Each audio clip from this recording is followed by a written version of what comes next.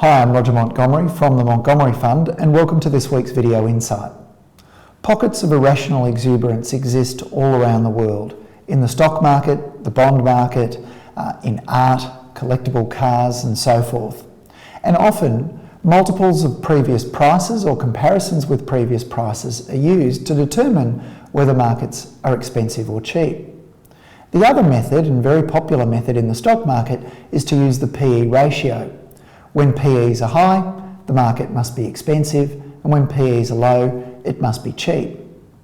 But before you subscribe to that view, a quick lesson on PE ratios and their relevance might be in order. Take three companies that generate a 20% return on their equity consistently over the next 5, 10, 15 or even 20 years.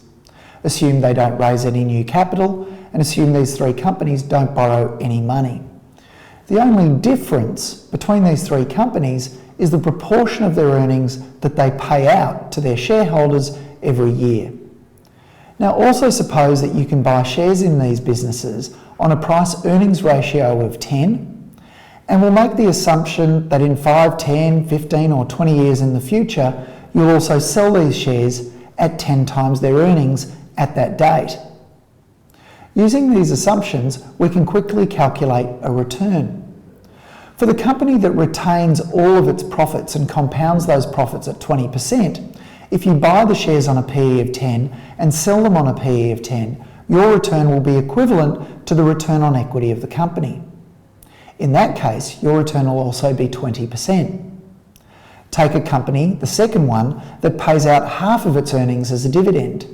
If you buy the shares on a PE of 10 and sell them at some future year on a PE of 10, your return, your internal rate of return from buying and selling the shares and receiving some dividends will be 15% per annum. And the final example, where the company paid out all of its earnings as a dividend, if you buy the shares on a PE of 10 and sell them on a PE of 10, your return will equal the dividend yield, and that is 10%.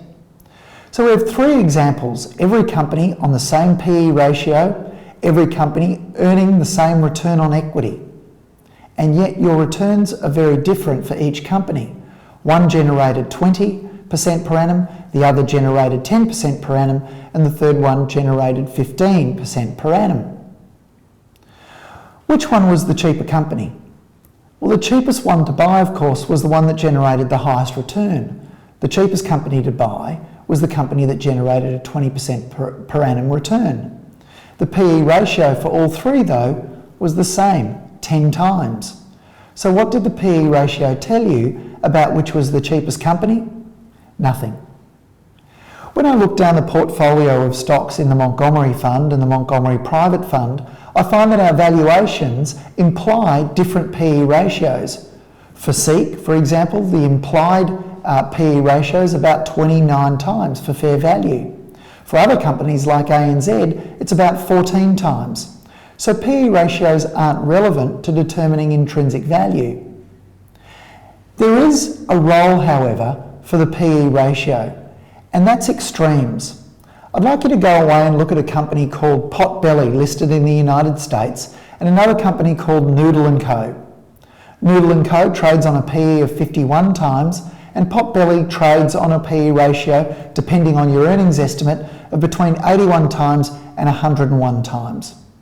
There are situations where the PE ratio does tell you something about irrational exuberance. Most of the time, though, it doesn't tell you very much at all. That's all for this week. Look forward to seeing you next week, and in the meantime, please follow us on Facebook and Twitter.